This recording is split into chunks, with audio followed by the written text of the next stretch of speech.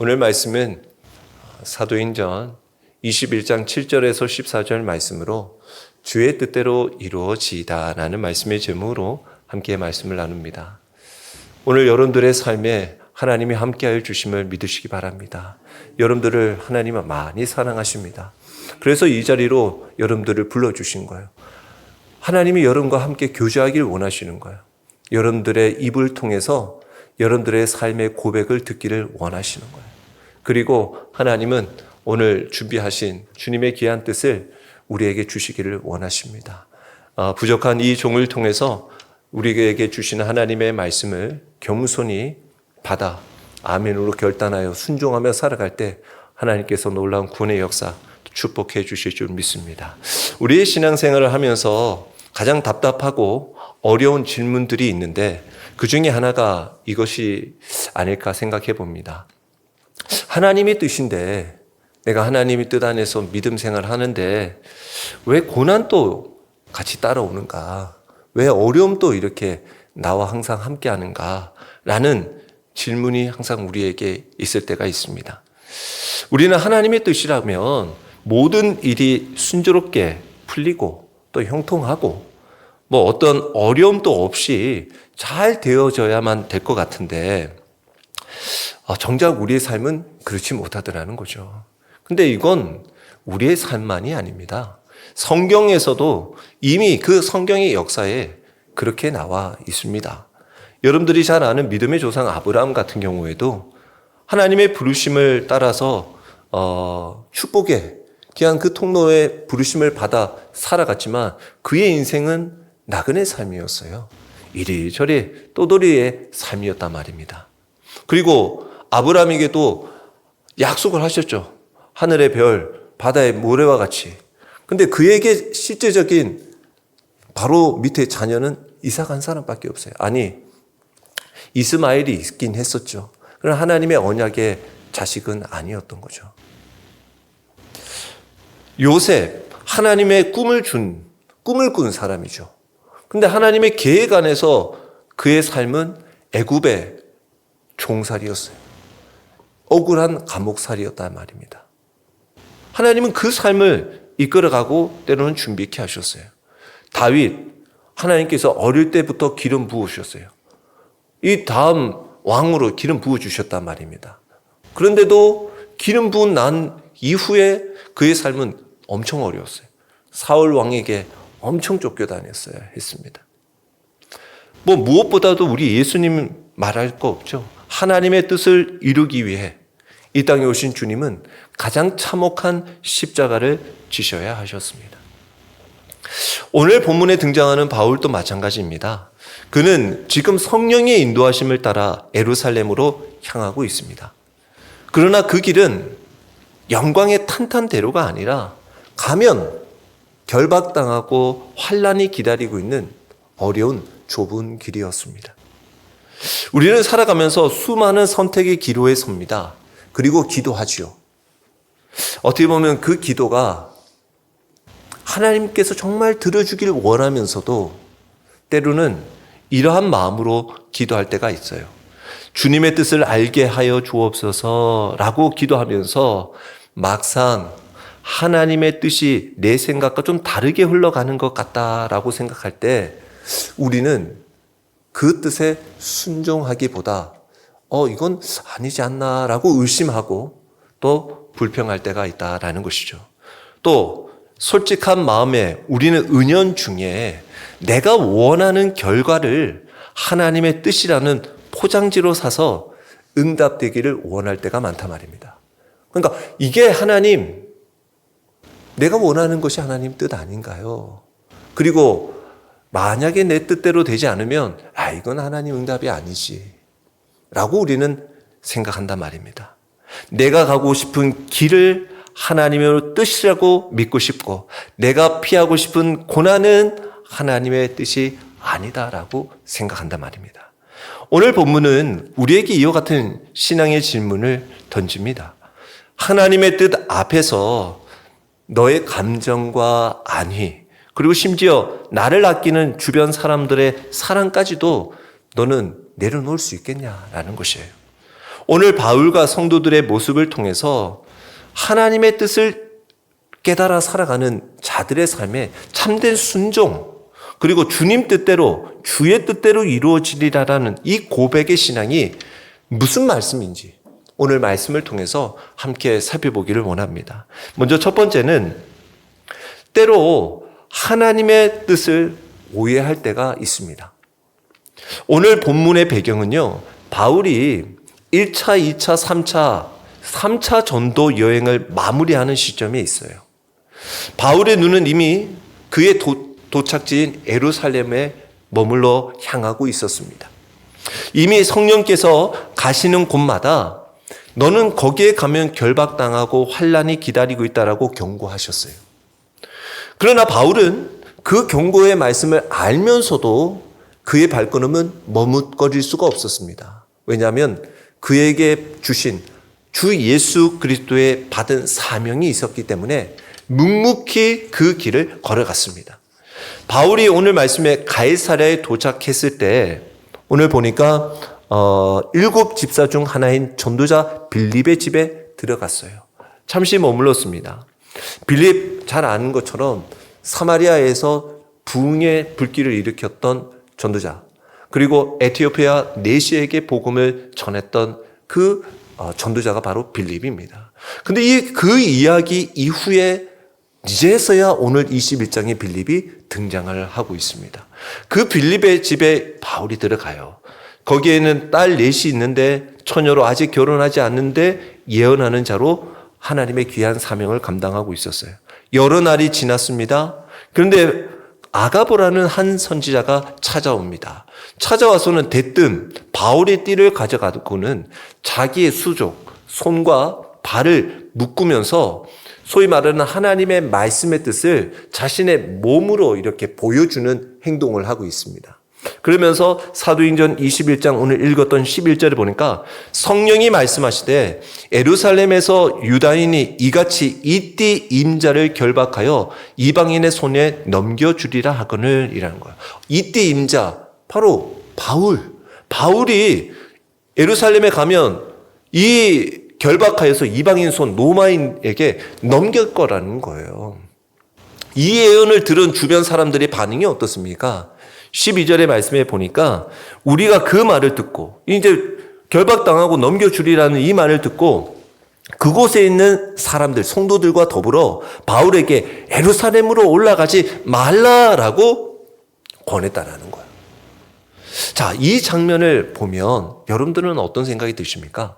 지금 성령께서 예언을 통해서 바울에게 예루살렘 행을 마치 막고 있는 것처럼 보인단 말입니다. 그러나 바로 앞장에 있는 이 지금 사도 바울은 사도행전 20장 22절에 바울은 분명하게 이렇게 고백을 해요. 보라, 이제 나는 성령에 매여 예루살렘으로 가는데 라고 말하고 있어요. 자기가 예루살렘으로 가는 것은 내 의지, 내 힘으로 가는 것이 아니라 성령님께서 그를 이 예루살렘으로 향하게 하고 계신다라는 거죠. 자, 여기서 우리는 이제 분별력이 필요합니다. 영적인 분별력을 배울 수가 있어요. 바로 성령님께서 말씀하여 주시는 그 계시와 우리가 그것을 받은 우리 인간의 해석이 뜻이 다를 수 있다는 것입니다. 성령님께서는 앞으로 일어날 일들에 대한 고난에 대해서 알려주셨어요. 아가보 선지자를 통해서. 그러니까 이런 일이 있을 거야 라고 말했을 뿐이지 가지 마라 라고는 하지 않으셨어요. 그런데 이 이야기를 들은 우리는 미리 그 말씀을 듣고 해석을 해버리는 거예요. 아, 이 바울 너무나 우리가 사랑하는 이 바울 결박당하는 것보다는 거기 안 가는 게 좋지. 그래서 말려야겠구나. 가면 안 되는구나. 이거 뻔히 알고 결박되는 거 알고 가면 되나. 그래서 말리고 있었던 거예요. 그런데 사도 바울도 기도하는 사람이었고 지금 성령의 인도하심을 쫓아 살아가는 바울이었기 때문에 이 길이 어떤 것이 성령의 인도하심인지를 바로 바울은 분별할 수 있었죠. 왜 그렇습니까? 우리가 전도 제2차 여행 때 바울은 처음에 어디 가려고 했습니까? 아시아로 복음을 전하려고 가려고 했단 말입니다. 그런데 그때 뭐라고 얘기를 하냐면 사도행전 16장 6절에 보면 이렇게 얘기를 합니다. 성령이 아시아에서 말씀을 전하지 못하게 하시거늘, 이렇게 얘기를 해요. 그러니까 분명히 사도 바울이 그쪽으로 못 가게 성령님께서 막으신다라는 것을 경험을 했단 말입니다. 그러니까 가지 못하는 것을 가게 되면 하나님께서 못 가게 하신다라는 거예요. 그리고는 또 좀 애를 쓴 거예요. 무시아 앞에 이르러서 처음에는 이건 내가 잘못한 거 아니야? 왜 막으실까? 그리고는 비두니아로 가서 애썼어요. 애쓰되 예수의 영이 허락하지 않으시더라. 예수의 영이 또 허락하지 않아. 두 번에 걸쳐 허락하지 않으시는 거예요. 그리고는 그 다음에 마게도니아의 사람 한 사람이 환상 가운데 바울에게 와서 우리를 도우라라는 환상을 통해서 가게 되어졌단 말입니다.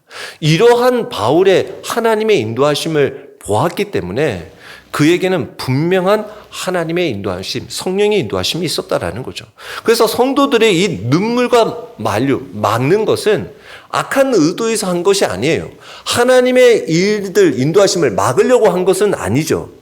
다만 바울에 향한 진심 어린 사랑이 있었단 말입니다. 인간적인 애통함이 있었어요. 하지만 그 애통함이 하나님의 뜻을 가로막는 걸림돌이 되더라는 거죠. 우리가 종종 신앙생활 하다 보면 이런 실수를 할 때가 있습니다. 사랑하는 자녀가 힘든 사역의 길을 해 나가려고 합니다. 때로는 교회에서 어려운 일을 맡았어요. 그러면 그걸 우리가 잘 돋워가지고 응원해 줘야 되는데, 거기 가면 고생할 것 같은데 하지 말지 라고 말립니다. 주님의 일이라고 하면서도 교회 일이라고 하는데 그걸 우리는 말린단 말입니다. 심지어 어떤 분이 어려운 선교지를 간다? 어떻게 기도하겠습니다 하기보다 거기 너무 위험한 거 아닙니까? 거기 가시면 정말 위험해서 그럴 때는 좀 다른 곳은 생각 안 해보시겠습니까? 기도 더 해보셔야 되는 거 아닙니까? 라고 말린단 말입니다. 우리 인간의 마음을 통해서 그 일들을 못하도록 말릴 때가 많단 말입니다. 누군가가 하나님의 뜻을 헌신하려고 하는데 우리는 정작 걱정스러운 눈빛으로 바라본단 말이다. 그러나 하나님의 뜻은 언제나 내가 원하고 가장 편한 길이 아니다라는 거예요. 가장 선하고 거룩한 길이 하나님이 가시는 길이다라는 거예요. 예수님께서 십자가의 고난을 말씀하셨어요. 예수님이 나 십자가에 못 박혀 죽을 거야. 그리고 3일 만에 부활할 거야. 라고 그 얘기를 딱 듣는 순간 제자들 중에 적극적으로 얘기했던 베드로가 뭐라고 얘기합니까? 마태복음 16장 22절에 베드로가 예수를 붙들고 항변하여 이르되 주여 그리 마옵소서 이 일이 결코 주께 미치지 아니하리이다 라고 가로막습니다. 아니 주님 무슨 말씀입니까? 우리와 항상 평생도록 같이 있어야 되지 무슨 죽는다고 얘기하십니까? 부활한다는 건 들려오지도 않아. 죽는다는 것에만 꽂혀가지고 죽으면 안 되죠. 가로막고 있어요. 그러니까 여기에서 예수님이 단호하게 말씀하시죠. 마태복음 16장 23절에 사탄아 내 뒤로 물러가라. 너는 나를 넘어지게 하는 자로다.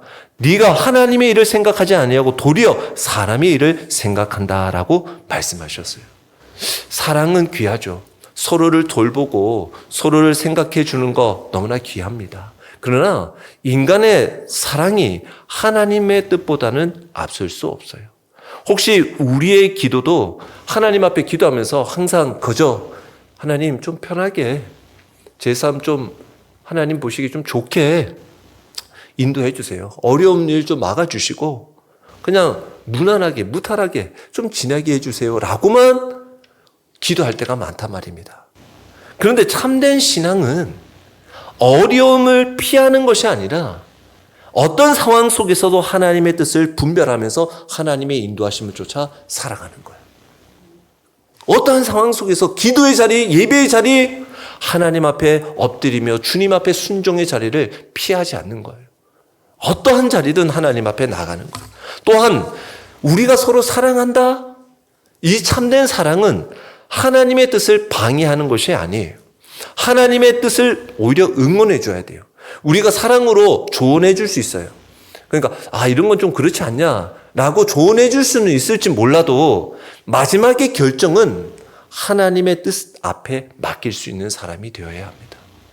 하나님 뜻 앞에. 그래서 우리 윌리엄 캐리라는 근대 선교의 아버지라고 불리는 그 인도 선교에 굉장히 열심히 했던 그 선교사님이 계시는데, 이분도 그런 거예요. 당시 이제 인도에 선교로 가려고 하니까 주변에 있는 사람들이 다 말리는 거죠. 야, 그 인도 위험하다. 지금 지금 여행 가는 것도 위험해요. 지금도. 그런데 인도를 제가 싫어하고 그런 건 아니지만 보통 평범한 나라들보다는 좀 위험한 나라다라는 거죠. 근데 하물며 선교 당시 이 과거에 선교로 간다라는 것은 두말할 것도 없죠. 가족들도 죽을 수 있다. 하나님이 원하시면 네가 굳이 안 가도 그들 하나님께서 구원해 주실 거다. 네가 그렇게 용 안 써도 된다. 이런 주변의 얘기들을 하는 거예요. 그러자 이 윌리엄 캐리가 이런 얘기를 합니다. 하나님께 위대한 일을 기대해라. 하나님을 위해 위대한 일을 시도해라 라고 얘기를 해요. 그리고는 인도로 떠나요. 수십 년 동안 복음을 전하고 성경을 여러 언어로 번역을 합니다. 사랑하는 사람들의 맞는 것은 이해할 수 있어요. 그렇지만 그는 하나님의 부르심을 더 크게 들었다라는 거예요. 하나님의 말씀에 순종했다라는 겁니다. 그 뜨거운 하나님이 주시는 마음을 그는 막지 못했다라는 거예요. 오늘도 우리의 삶의 모습 속에 여러분들도 하나님의 부르심이 그 뜻이 우선되는 삶이 되기를 축원합니다. 하나님이 부르셨어요. 하나님의 뜻이 있단 말입니다. 그 뜻을 우리가 애써 아니야 부정하지 말라는 거예요. 하나님의 귀한 뜻에 순종하는 우선순위의 삶이 되어야 한다는 거예요. 두 번째는 하나님의 사람은 자신의 생명보다도 하나님의 뜻을 선택하는 거예요. 오늘 13절의 말씀에 보면 이 이야기 막 울부짖으며 예루살렘에 가지 마세요 라고 하는 그들의 성도들의 말 앞에 바울은 단호하게 말합니다. 바울이 대답하되 여러분이 어찌하여 울어 내 마음을 상하게 하느냐? 나는 주 예수의 이름을 위하여 결박당할 뿐 아니라 예루살렘에서 죽을 것도 각오하였노라 하니 라고 말하고 있어요. 마음이 상한다라는 거예요. 내 마음 상하게 하지 마라. 이것은 원어의 직역으로 따지면 내 마음이 산산조각 나는 것 같다. 지금 산산이 부서지는 것 같다. 그리고 낙심하게 만들지 마라 라고 얘기하는 거예요. 왜? 바울도 전도하다가 어려움 당한 게 한두 번입니까? 매도 맞았고요. 돌에 맞아 죽을 뻔도 했고요. 어디 가든 피해가지고 밤중에 성에서 도망 나와야 할 때도 있었고요. 폭풍을 만날 때도 있었고 도둑을 만날 때도 있었고 얼마나 많은 어려움을 겪었는지 몰라요.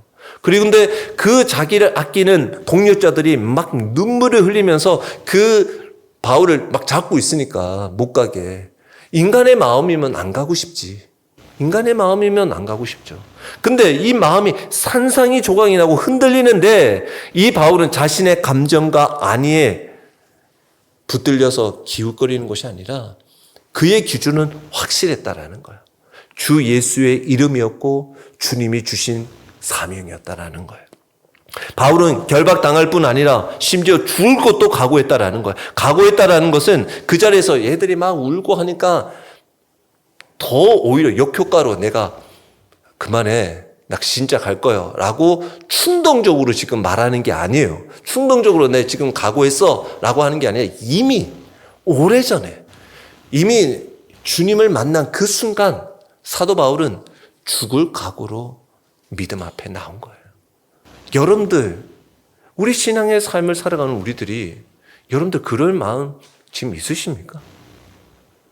죽도록 충성할 마음으로 신앙생활을 하고 계시냐라는 거예요. 우리 그런 마음 별로 안 갖잖아요. 뭐 굳이 죽을 것까지 필요 있나? 그냥 열심히 하면 되지. 그런 마음이잖아요. 그런데 우리의 마음에 주님은 그 열심의 마음도 중요하지만 주님을 위하여 이 각오하는 이 마음도 우리에게 때로는 원하신다라는 거예요. 자, 보세요. 생명을 드리기로 준비했다라는 거예요. 바울에게 있어서 하나님의 뜻은 내가 안전하게 오랫동안 살아가는 것이 그에게는 하나님의 뜻이 아니었다라는 거예요. 고난받더라도 심지어 죽더라도 주님의 복음을 전파하는 것이었다라는 거예요. 이게 바로 사명의 자세였다라는 겁니다. 편안할 때만 주님을 따르는 것이 아니라 결박과 죽음이 기다린다 할지라도 그 길이 주님이 원하시는 길이면 묵묵히 걸어가겠습니다라는 것이 그의 믿음의 길이었다라는 거예요. 예수님을 믿음으로 우리가 스승으로, 우리가 제자로, 자녀로 살아가는 자들은 스승보다 편한 길을 쫓아가는 것이 아니에요. 스승보다 나은 길로 가는 것이 아니라 스승이 걸어가신, 주님이 걸어가신 그 길을 따라가는 거예요. 그게 제자의 삶이에요. 우리를 구원하여 주시고 앞서 우리를 위해 길을 예비해 놓으신 주님을 따라가는 것이 예수 그리스도를 믿는 우리의 삶이다라는 거예요. 1956년 에콰도르의 아우카 부족에게 복음을 전하다가 28, 당시 29 정도 되는 나이에 젊은 나이에 순교한 짐 엘리엇이라는 선교사님이 계셔요. 이분은 이제 대학 시절에 일기로 되게 유명한 말을 남겼는데, 이분이 거기 부족의 4명과 함께 그 선교사로 갔다가 그때 젊은 나이에 창에 맞아 죽게 되어진단 말입니다. 그러면서 그가 죽은 이후에 대학 시절에 쓴 글을 보면 이런 말을 남겼는데, 영원한 것을 얻기 위해 영원히 간직할 수 없는 것을 버리는 사람은 결코 어리석은 자가 아니다라는 거예요. 우리가 주님을 위하여서 주님께서 우리에게 주신 영원한 생명, 그 영원한 생명을 얻는 것을 가장 중요하게 생각하고, 이걸 얻음으로 혹여 이 땅에서 내가 영원히 간직할 수도 없는 것들을 바라보고 바둥대는 인생이 아니라 과감하게 버리는 것, 이건 어리석은 행동이 아니다라는 거예요. 우리들의 삶의 모습 속에서 인간의 눈으로 보면 이 젊은 나이에 그것도 알지도 못하는 그 부족에게 가서 죽었다? 너무나 허무한 죽음이죠. 실패입니다. 실패라고 생각합니다. 그런데 하나님은 그들의 순종과 흘린 피를 통해서 이 아우카 부족 전체에 복음화를 주십니다. 이 당시 짐 엘리엇이 죽을 때 아내와 어린 딸이 있었어요. 이 죽은 남편이 이곳에서 죽으니까 이 아내가 딸을 데리고 여기에 다시 선교하러 들어가요. 그래서 거기에서 복음을 전해서 이 아우카 민족 부족들이 예수님을 믿기 시작하게 되어집니다. 짐 엘리엇의 선교사는 생명을 잃은 것이 아니에요. 하나님의 뜻을 이루었다라는 겁니다. 우리에게 오늘 말씀은 모두 순교하라고 요구하는 것이 아닙니다. 순교의 자리로 가십시오라고 말하는 것이 아니에요. 여러분들의 매일의 삶에서 주님을 위해 작은 순종이 필요하고 요구될 때가 있다라는 거예요. 순종은 단장에는 손해처럼 보일 수 있어요. 어렵게 여겨줄 수 있단 말입니다. 순종해서 나에게 무슨 이익이 있나라고 볼 때가 있단 말입니다. 근데 하나님은 그 순종을 통해서 하나님의 나라를 세워가신다라는 겁니다. 오늘 하나님께서 우리에게 요구하시는 순종이 뭘까요?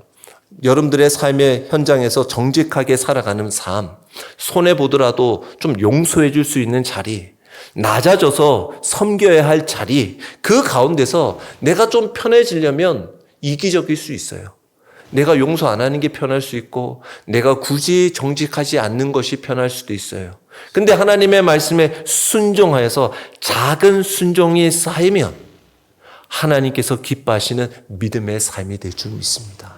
하나님을 바라보면서 하나님께서 주시는 그 순종의 삶을 살아가는 거예요. 그 삶을 살아가면서 하나님의 뜻이 이루어지기를 구하는 거예요. 그러면서 세 번째는 결국 이루어지는 것. 결국 우리 앞에 이루어지고 역사는 사람의 계획이 아니라 하나님의 뜻이더라라는 것입니다. 주님의 이름을 위해서라면 죽음을 불사하겠다는 바울의 각오 앞에서 마침내 성도들은 자신들이 그렇게 부르짖고 막 붙들던 이 고집을 내려놓습니다. 그리고는 오늘 이렇게 고백합니다. 14절에 그가 권함을 받지 아니하므로 우리가 주의 뜻대로 이루어지리다 하고 그쳤노라 라고 얘기하는 거예요.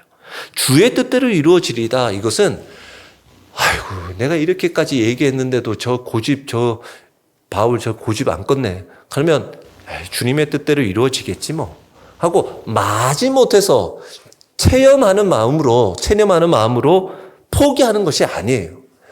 주님 뜻대로 이루어주세요 라고 내가 못하니까 어쩔 수 없이 하나님 앞에 넘기는 것을 말하는 것이 아니라 내 생각, 내 감정, 안타까움도 있지만 하나님의 절대적인 주권, 선하심을 신뢰함으로 모든 결과 주님께 맡기겠습니다 라는 최종적인 순종의 선언이 담겨 있다는 것입니다. 그래서 우리는 이 고백 들어보면 어디에서 많이 들어보지 않았었습니까?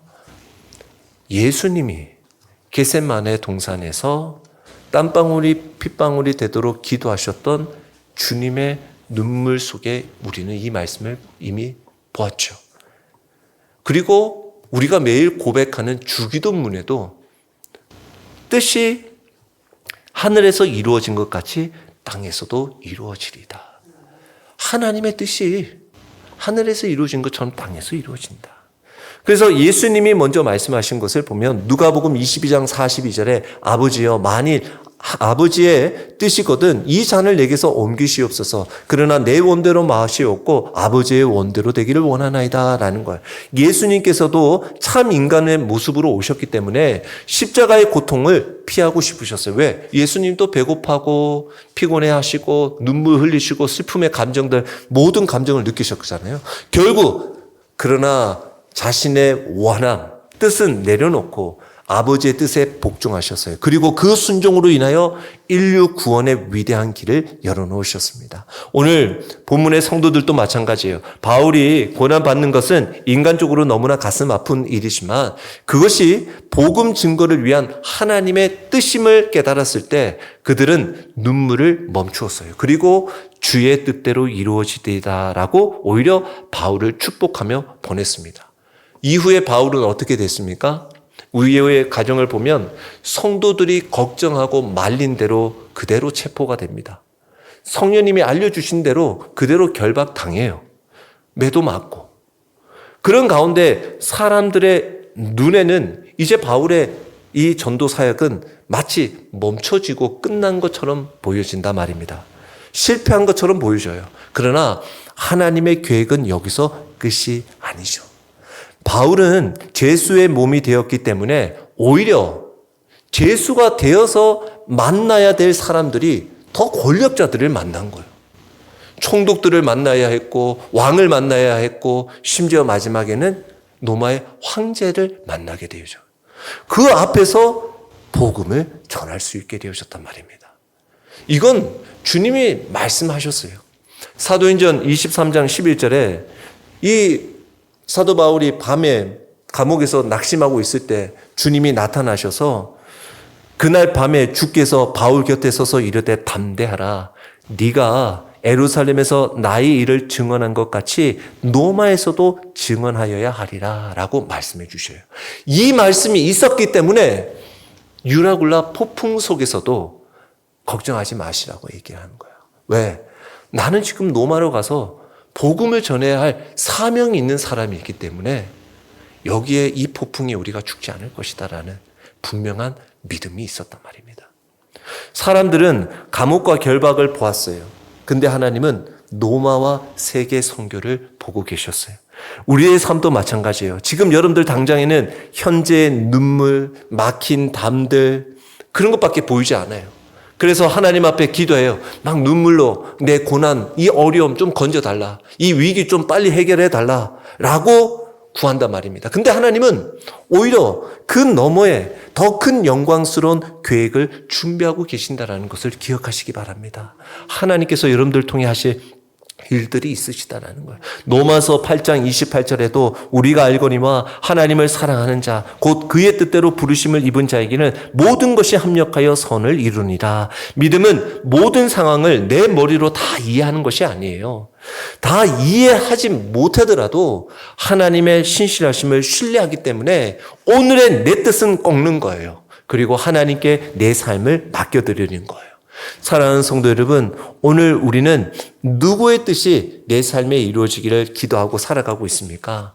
내 삶의 계획이 틀어지고 예상치 못한 건강의 어려움들, 질병들이 찾아와 적신호를 켤 때, 또는 재정에 이 물질의 문이 막혀서 어디로 가야 할지 모르고 있을 때, 또는 자녀들의 어려움들, 진로의 문제들, 깊은 밤을 지내도 해결되지 않고 내 뜻대로 일이 풀리지 않을 때, 우리는 그냥 원망하고 낙심하기 쉽습니다. 그러나 신앙의 성숙은 내 뜻을 주장하고 고집하는 것이 아니죠. 하나님의 뜻 앞에 내 고집을 내려놓고 꺾는 거예요. 말씀을 정리합니다. 오늘 말씀은 사도 바울의 전도 여행을 그냥 기록한 내용만은 아니에요. 이 말씀은 예수 그리스도를 닮아가는 제자의 삶을 비추어 보여주고 있습니다. 마치 예수님이 하나님의 뜻을 따라 예루살렘으로 올라가신 것처럼 바울도 하나님의 뜻을 따라 예루살렘으로 올라가죠. 예수님은 결박당하시며 십자가를 지셨습니다. 바울도 결박을 당하고 복음을 위해 고난을 받게 되어집니다. 그리고 예수님의 십자가 그 부활의 영광으로 이어진 것과 같이 바울의 결박은 이후에 로마에서 복음을 전하는 하나님의 통로가 되어집니다. 우리의 삶도 마찬가지예요.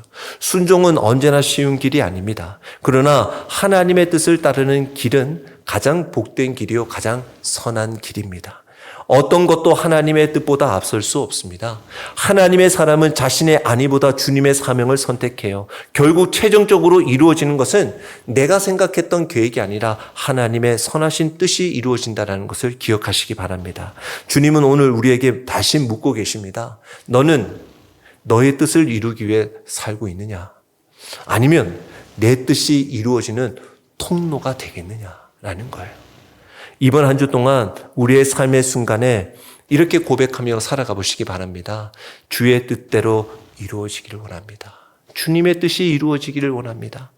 내가 알지 못하는 하나님의 위대하고 선하신 계획이 있음을 신뢰하고 하나님께서 우리의 순종을 통하여 우리의 삶과 가정과 교회 그리고 이 땅 위에 가장 아름답고 영광스러운 열매를 맺어 주실 것입니다. 그 복된 순종의 길을 묵묵히 걸어가는 저와 여러분이 되시길 주의 이름으로 축원합니다.